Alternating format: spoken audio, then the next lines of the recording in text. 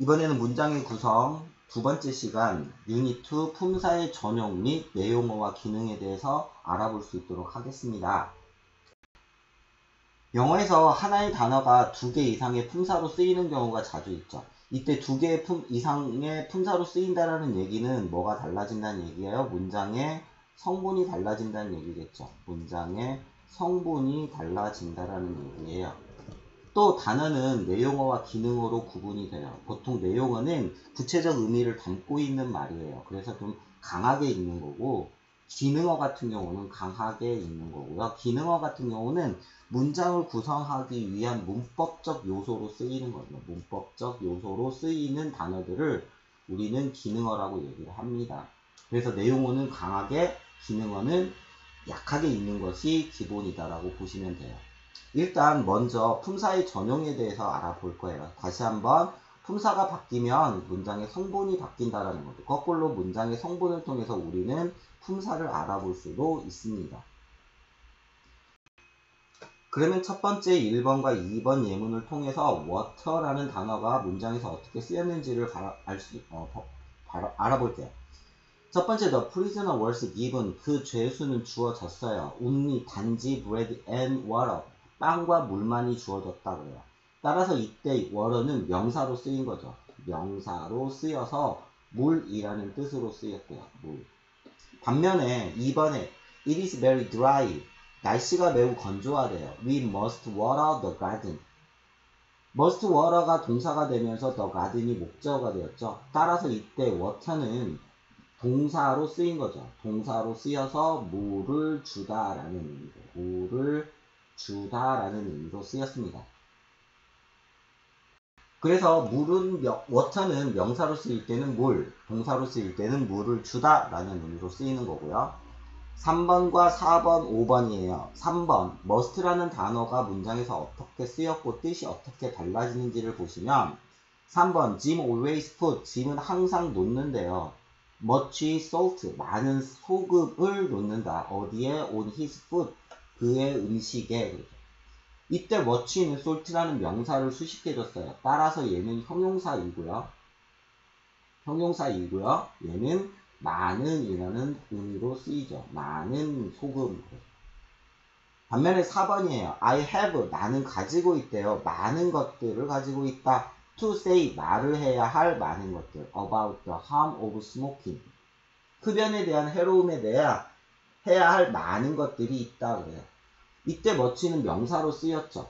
목적어가 되었어요. 문장에서. 그래서 명사로 쓰였고, 그래서 얘는 많은 것이라는 뜻으로 쓰이죠. 많은 것이라는 의미로 쓰였습니다. 5번이에요. Last night, 지난밤에 I went to bed, 나는 잠자러 갔대요. Much earlier than usually, 보통보다 훨씬 더 일찍 잠자러 갔다. 5번에 쓰인 much는 earlier라는 비교급을 부사를 수식해주는 또 다른 부사가 되는 거죠. 부사. 그래서 얘는 비교급 강조에 훨씬이라는 의미로 쓰였어요. 정리를 해보면 much는 형용사로 쓰일 때는 많은, 명사로 쓰일 때는 많은 것, 부사로 쓰일 때는 훨씬이라는 의미로 쓰이는 거죠. 6번과 7번에서는 must라는 단어가 문장에서 어떻게 쓰이는지를 알아볼 수 있도록 할게요. 6번, you must read this book. must read, 그래서 얘는 동사로 쓰였고요.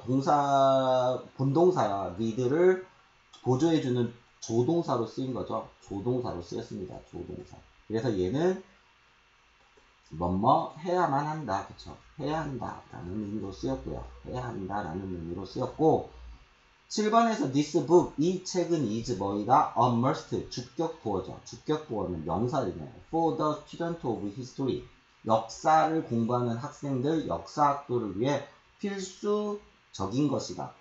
따라서 이때 must는 명사로 쓰였어요. 이때 must는 명사로 쓰여서 필수품, 그러죠. 필수품. 여기서는 이제 필독서라고 해석하는 게 맞겠죠. 정리를 하면 must는 조동사로 쓰일 때는 뭐뭐 해야 한다, 명사로 쓰일 때는 필수품이라고 쓰이는 거네요. 8번, 9번, 10번이에요. 8번, 9번, 10번은 write라는 단어가 문장에서 어떻게 쓰여지는지를 알아볼 수 있도록 할게요. 8번에 Light from the nearest star. 가장 가까운 별에서 온 그 빛은 주어져 has been traveling. 여행해 오고 있다요. For 4 years. 4년 동안. 8번에 쓰이는 light는 문장에서의 명사가 되었죠. 문장에서 주어가 되었고, 그럼 얘는 명사로서의 쓰임인 거고요. 명사인 거고, 그러면 빛이라고 하면 되죠. 빛. 9번이에요. It is still light outside. 그것은 여전히 뭐 하고 있대요? 밝대요. outside. 그래서 이때 light는 주격보의 상태 설명이 되었네요. 따라서 이때 얘는 형용사로 쓰인 거고, light가 형용사로 쓰일 때는 밝은 또는 색이 연한, 무게가 가벼운이라는 뜻으로 쓰이는 거죠. 무게가 가벼운이라는 의미로 쓰여요.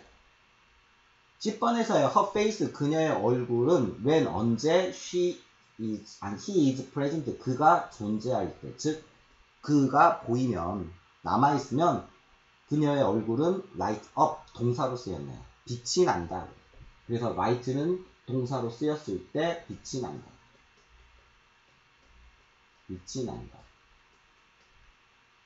영어에서 단어는 문장 안에서 역할에 따라서 품사가 달라지고요. 품사가 달라지면 뜻이 달라진다라는 거 주의하셔야 한다라는 거예요.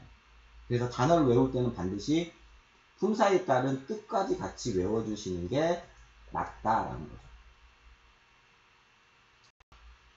그 다음은 내용어와 기능어에 대해서 알아볼 거예요. 내용어라는 건 뭐라고 해서 구체적 의미를 담고 있는 거예요. 그래서 내용어에는 보통 명사, 그 다음에 동사, 형용사, 부사 등이 내용어에 속하고요. 내용어는 강하게 있습니다. 기능어는 문법적 기능을 하는 거죠. 그래서 대명사, 그 다음에 관사, 어나 더의 관사, 조동사, 전치사, 접속사 등이 기능어에 속하고, 이 기능어는 문법적 기능을 담당하고 있기 때문에 약하게 읽는 것이 맞죠. 11번으로 해볼게요. She switched on a light and opened the door. 그녀가 켰대요. 불을 켰대요. 열었대요. 문을 열었대요. 이게 내용어에 속하는 거죠. She switched on a light and opened the door. 12번도 마찬가지예요. It was raining hard. Raining hard. 비가 세게 오고 있어요. 그러나 we went to the zoo. 우리는 동물원에 갔다고요. It was raining hard, but we went to the zoo. It was raining hard, but we went to the zoo. 그래서 내용어는 강하게 읽고 기능어는 약하게 읽는 것이 맞습니다. 그러면 다트 드릴을 통해서 우리가 앞에서 배운 내용들을 살펴볼 수 있도록 할게요. 빛이 소리보다 더 빠르게 간다. 빛이 주어겠죠? 빛은 간다. 어떻게 간대요? 빨리. 더 빨리 간대요. 소리보다고요. 그래서 주어는 뭐가 되고요? light. 빛은 light. 움직인대요. travels. 어떻게 간대요? 더 빨리 간대요. faster. 뭐보다요? 소리보다. than sound. 소리보다 더 빠르게 간다. Light travels faster than sound. 2번. 그녀는 주어겠죠? 언제나 내게 유익한 충고를 해준다. 그래서 충고를 준다예요. 준다. 무엇을? 충고를. 충고는 충고인데 무슨 유익한 충고를 준다. 뭐에게? 나에게. 따라서 얘가 간접 목적어, 얘가 직접 목적어가 되겠네. 그래서 써보면 she, 그녀는 항상 준다. always gives. 간접 목적어 me, 나에게. 직접 목적어 충고. 어떤 충고? 유익한 충고. sound advice. 죄송해요. advice. 다음 너는 마치 목이 아픈 것처럼 들린다. 너는 들린다. 어떻게 들려요? 목이 아픈 것처럼 들린다. 그래서 you sound 너는 들린다. 그러네요. sound 들린다. 마치 뭐처럼? as if 마치 뭐뭐인 것처럼 마치 뭐뭐인 것처럼 you 너가 have 가지고 있는 것처럼 무엇을 sore 따끔한 throat 목을 목을 가지고 있는 것처럼 들린다. 따라서 이 문장을 보시면 우리가 마이트 드릴을 하면서 알아볼 수 있었던 것이 뭐죠? 사운드예요. 사운드. 이때 사운드는 명사로 쓰였죠? 소리예요. 소리. 명사로 쓰여서 소리. 2번에서 사운드는요. 명사, 어드바이스라는 명사를 수식해주는 형용사로 쓰였죠. 그래서 얘는 건전한, 곤한, 건전한이라는 뜻으로 쓰이죠. 건전한. 3번에서 예문은 뭐예요? 사운드가 동사로 쓰였네요.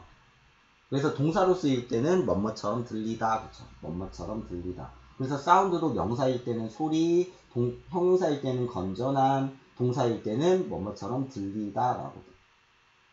그쵸? 그래서 소리, 그 다음에 유익한, 들린다. 이렇게 해서 쓰이는 거네요. 그래서 품사일 전용에서 여러분들이 품사일 전용에서 반드시 문장 안에서 그 단어를 익히는 것이 중요하다는 거거든요. 그러니까 다음 이 시간에는 문장의 구성 요소, 주어, 동사, 목적어, 보어 등등으로 찾아볼 수 있도록 하겠습니다. 수고하셨습니다.